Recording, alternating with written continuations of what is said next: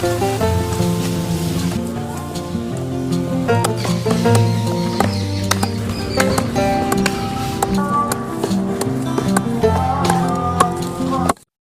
আলাইকুম।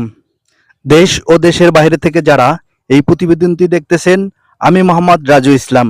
আমি সারা বাংলাদেশে ঘাসের কাটিং বিভিন্ন জাতের ছেল দিয়ে থাকি।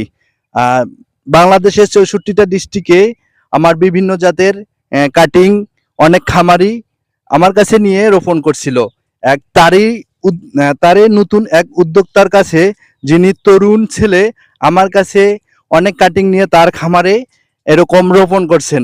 এখন আমার পরামর্শে তিনি অনেক উপকৃত। তিনি এখন আমাকে ফোন করে তার ঘাসের প্রজেক্টে ভিজিট করার জন্য নিয়ে আসছে। আপনারাও চাইলে আমাকে আপনার ঘাসের জমি বা এরকম যদি বড় ডেয়ারি ফার্ম করার ইচ্ছু থাকে, তাহলে আমাকে ফোন করে নিয়ে আসতে পারেন। চলেন দর্শক, এখন আমরা এই জারা ঘাস যিনি রোপণ করছিলেন, তরুণ উদ্যোক্তা হাবিবুর রহমান, তার কাছ থেকে আমরা শুনে আসি। আসসালামু আলাইকুম ভাই। ওয়ালাইকুম আসসালাম। হাবিবুর ভাই, ভালো আছেন? জি ভাই, আপনি ভালো আছেন? আপনাকে দেখতেছি তো ভাই, আপনার বয়স এই 13-14 বছর হবে। না ভাই, যে 15 কাছাকাছি। 15 কাছাকাছি। আপনি কি করেন ভাই? আমি লেখাপড়া করি। কিসে পড়েন? আমি ক্লাস 9 এ পড়ি। ক্লাস 9 এ পড়েন? জি জি। ক্লাস 9 এ পড়ে আপনি এই ঘাসের প্রতি এত আগ্রহীটা কিসের জন্য ভাই? আপনি এই ঘাস কি বাজারে বিক্রি করেন, না আপনি কাটিং এর জন্য রাখছেন, বা আপনাকে টাকা পয়সা কে দেয়, বা এত সহযোগিতা কে করে ভাই আপনাকে? ভাই আমি মনে করেন যে একটা স্টুডেন্ট, তো মনে করেন যে আমরা লেখাপড়া করি, কিন্তু আশা থেকে একটু কেউ জোরে বলো। মনে করেন যে আমরা কেউ আশায় থেকে বড় একটা চাকরি নেওয়ার জন্য, জি জি কিন্তু জি। হতে পারে আমাদের লেখাপড়া শেষে অনেকেই, আমার বড় ভাইয়েরা আছে, লেখাপড়া শেষ করে চাকরি মনে করেন যে মাঠ করার পরেও চাকরি পাচ্ছে না। সেক্ষেত্রে দেখা যাচ্ছে যে আমরা যদি লেখাপড়ার ফাঁকে ফাঁকে, আমি একটা মানে ডেয়ারি বড় ফার্ম করার ইচ্ছা আছে। আর ফার্ম করার পাশাপাশি মনে করেন যে ফার্ম করতে গেলে ঘাস লাগে। অবশ্যই। সেটা আমি তো আপনার কাছ থেকে পরামর্শ নিয়েছিলাম। জি জি জি। যে আমি রাজু ভাইয়ের কাছ থেকে পরামর্শ নিয়েছিলাম যে প্রথমে যদি খামার করতে হয়, ঘাস করতে হবে।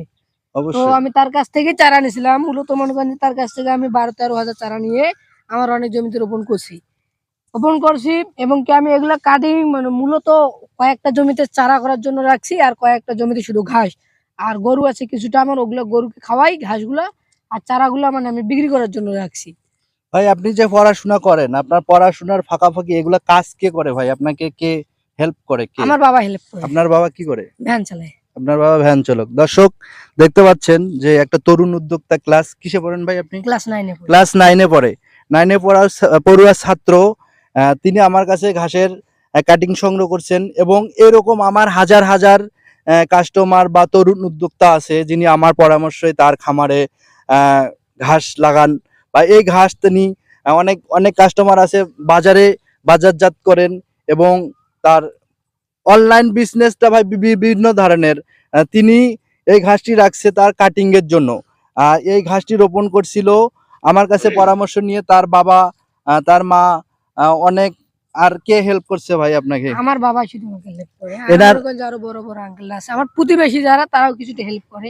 আমাদের লেখাপড়া পাশাপাশি অতগুলো করা সম্ভব না। তো ভাই আপনি যে এই ঘাসটি অনলাইনে সেল করেন, জি জি, অনলাইনে সেল করি।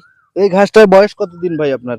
এই ঘাসটা তো ভাই মনে করেন যে মিনিমাম 2.5 মাস হয়েছে। এটা 5 মাসে রাখবো। 5 মাস পরিপক্ক হতে গেলে, চারা করতে গেলে 5 মাস সময় লাগে। এটা 2.5 মাসের মতো হচ্ছে, 2.5 মাস 2.5 প্লাস। মাসে তো আপনার দেখতেছি ভাই অনেক বড় বড় ঘাস জি হয়েছে, জি, এবং 8 কি থেকে 9 কাণ্ডগুলো ফিট অনেক হয়ে মোটা গেছে। হয়েছে। জি, আপনি কাণ্ডগুলো এই ঘাসটা, রসালো ভাই, রসালো। ঠিক আছে ভাই, বুঝতে পারছি। অনেক দর্শক জানে না এই জারা ঘাস কিভাবে রোপণ করবে আর কিভাবে মাটি খনন করবে। আর আপনি এই ঘাসটি রোপণ করার আগে এই জমিটি কি কি সার প্রয়োগ করছেন?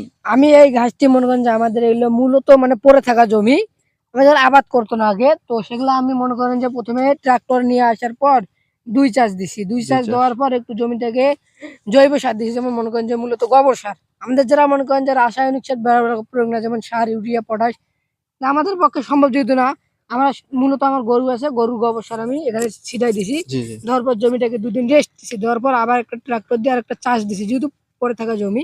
জি। দেওয়ার পর মনে করেন যে তারপর আমি আপনার কাছ থেকে চারা অর্ডার করলাম, করার পর আমি নিয়ে এসে তো রোপণ করছি। আপনার তো আমি নিয়ে আসছিলাম আমার পরামর্শ দেওয়ার আপনি জন্য। যে চারাটা রোপণ, আপনারা যদি কাটিং সংগ্রহ করেন, তাহলে আপনারা 5 মাস প্লাস বা 6 মাস প্লাস এ ধরনের কাটিং সংগ্রহ করবেন। কারণ এ ধরনের কাটিং সংগ্রহ করলে একটা কাটিং যখন পরিপক্ক হয়, বয়স হয়, এই কাটিংটি প্রতিটা গজা থেকে গজা বাইর হয়। আর আমি হাবিবুর রহমান ভাই বা যে কোনো খামারি যারা আমার কাছ থেকে কাটিং সংগ্রহ করছেন, আপনারা কমেন্ট করে জানাবেন আমার কাটিংগুলো আমার কথার সাথে কি কাজের মিল আছে কিনা। সবাই কমেন্ট করবেন, আমি ভালো ভালো পরামর্শই দেই। তো হাবিবুর ভাই, আপনার এই ঘাসটি বয়স কতদিন? আপনি বলছিলেন 2 মাস প্লাস হয়েছে। জি জি। তো আপনার 2 মাসে তো ভাই এই ঘাসটা কখনো এখন কাটিং হবে না। না আপনি না, এটা আপনি কখনো কি কাটিং হবে না। কাটিং কি অনলাইনে দিয়ে আসেন না শুরু করবেন ভাই, কোনটা? অনলাইনে দিয়ে আসছে আমার, তো মনে করেন যে এটা তো মনে করেন যে আমার অন্য প্রজেক্ট, আমার আরো প্রজেক্ট আছে সামনে, সেটা মনে করেন যে আমি দেখাবো আপনাকে। 18 ফিটের মতো লম্বা হয়েছে, চলেন আমি আপনাদের ওই প্রজেক্টটা দেখাই। আপনার এই ঘাসটা আপনি জাস্ট দেখাইলেন কাস্টমারকে যে যে এইটা হচ্ছে মনে ফলনটা করেন কি রকম। জি জি, ফলন আর একটা গাছের একটা ঘাস যখন আপনার কাটিং এর জন্য রাখান, এই ঘাসটি কিন্তু ফলন কম দেখা যায়। আর আপনার যদি ঘাসে গরু খাওয়ার উপযোগী হয়, তাহলে দেখা যাচ্ছে যে একটা ঝোপ থেকে অনেকগুলা ঘাস বাইর হয় এবং ঝোপটা অনেক ঝোপালো আকারে সৃষ্টি হয়। এই কারণে তিনি সর্বপ্রথম এই ঘাসের ভিডিও করলেন। এখন তিনি দেখাবেন তার খামারে পরিপক্ক কাটিং আছেন। চলেন দর্শক, আমরা তার খামারে দেখে আসি পরিপক্ক কাটিং কোন ধরনের।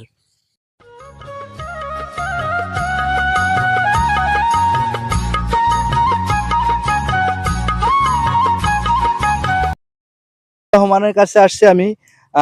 এনার কাছে আপনি শুনে নেন, আমার পরামর্শই ঘাস লাগালে উপকৃত হন না লস হন, তা হাবিবুর ভাই একটু জানাবেন। না ভাই, আপনার কাছ থেকে যেহেতু আমি পরামর্শ নিয়ে উপকৃত হয়েছি, দর্শকদের আমি এটা আশা করবো আপনি দর্শকদেরকে খারাপ পরামর্শ দিবেন না, ভালো পরামর্শ। দর্শকরা আপনাদের যাদেরকে পরামর্শ লাগবে রাজু ভাইয়ের কাছ থেকে নিতে পারেন। এবং কি যদি আপনাদের মনে করেন যদি কিছু বড় খামার করার ইচ্ছা থাকে, আগে তাকে নিয়ে গিয়ে আপনারা দেখাতে পারেন তার আপনাদের ইয়েটা।